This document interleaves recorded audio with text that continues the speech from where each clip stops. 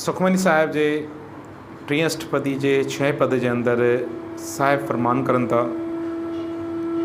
सगल पुरख में पुरख प्रदान, साध संग जाका मिटे अभिमान।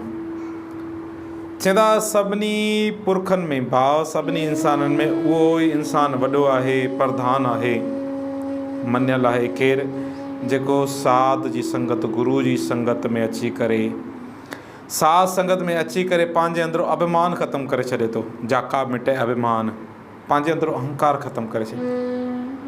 हाणे साहिब फरमाईंदा चवंदा, जे अगरि बंदा वाकई तोखे पंहिंजी शोभा खपंदी आहे त पंहिंजे अंदरो अहंकार ख़त्म कर, अभिमान ख़त्म कर, हिकु मिक थी हल सभिनी सां, बराबरि था रख, प्यार कर। सगल पुरख में पुरख प्रधान, साध संग जाका मिटे अभिमान। आपस को जो जाने नीचा, सो गनीए सब ते ऊंचा। चवंदा जेको पाण खे नीचो करे सम्झंदो आहे न, जेको पाण खे निमाणो करे हिन दुनिया में हलियो आहे न, उहो ई सभिनि खां ऊचो आहे, उहो ई सभिनि जे दिलनि ते राज कंदो आहे। अहंकार वारो कॾहिं बि दिलनि ते राज न आहे कंदो। अहंकार वारे को इंसान परे भजदो आहे। मिठास आन आपस को जो जाने नीचा, सो गनीए सब ते ऊंचा। जाका मन होए सगल की रीना, रीना जो अर्थ आहे चरणनि जी धूड़।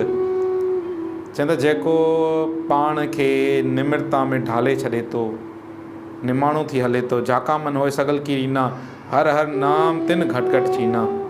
चवंदा उहो हर हिकु शरीर जे अंदरि हर जॻह ते परमात्मा खे सुञाणे वठे थो, परमात्मा खे ॾिसे थो हर जॻह ते। हर हर नाम तिन घट घट चीना, मन अपने ते बुरा मिटाना, पेखे सगल सृष्ट साजना। चवंदा पंहिंजे मन जे अंदरि जॾहिं बुराई जो चश्मो परे कने, कारो चश्मो, बुराई जी कारां ख़त्म कने, मन अपने ते बुरा मिटाना, पोइ छा थींदो?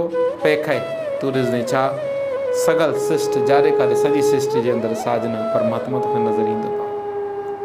सुख दुख जम समदृष्टे था।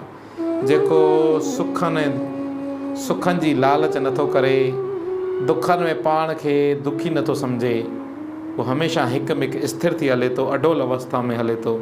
न त असां वटि थींदो ई आहे, केॾी महिल घर में, जंहिं घर में सुख ई न आहिनि, शहनाइयूं वॼंदियूं आहिनि, उते कई जॻहियुनि ते शराब खुली वेंदा आहिनि, वाह वाह थी वेंदी आहे, नच टप। पर सियाण जो चवणु आहे, जंहिं घर में शहनाई वॼे थी न, कॾहिं उन घर में मातम बि थींदा आहिनि। इहे ॿई दुनिया जा, ज़िंदगी जा ॿ पहलू आहिनि। जंहिं घर में शहनाई वॼे थी त उन घर में मातम बि थींदो आहे। त ऐं बंदा, अॼु तूं नच टप कंदो पियो आहे, ज़हर वापराईंदो पियो आहे पंहिंजे मिटनि माइटनि जे अंदरि, शराब वापराए थो, तूं यादि रखजांइ करी। ऐं हा, हिकिड़ी ॿी बि ॻाल्हि नोट कजो हिते, जंहिं महिल बंदे जे घरनि में ख़ुशी हूंदी आहे न, 4 दमड़ा हूंदसि, ख़ुशी हूंदसि, त उते उनसां गॾु बीहण वारा बि घणा हूंदा आहिनि, ज़्यादा हूंदा आहिनि। जॾहिं उन घर में किथे दुख ईंदो आहे न, चङा भला जेके कल्ह ताईं गॾु बीठा हुआ उहो बि साथ छॾे वेंदा आहिनि।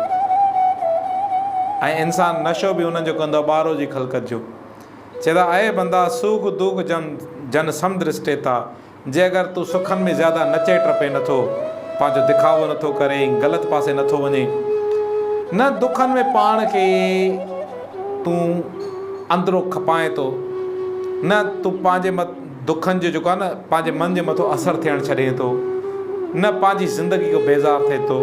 सुख दुख जन समदृष्टे था, ॿई बराबरि करे ज़िंदगी जीए थो।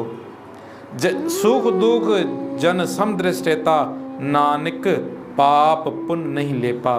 चवंदा आहे नानक, उहो इंसानु कॾहिं बि सुर्ग जी लालच में अची करे छड़ो ॿारो जो दिखावो न कंदो आहे, उहो अंदरो बि सचो हूंदो आहे। न उन जे मथां कोई पाप लॻंदो आहे, न उन्हनि जे मथां कोई इल्ज़ाम लॻंदो आहे।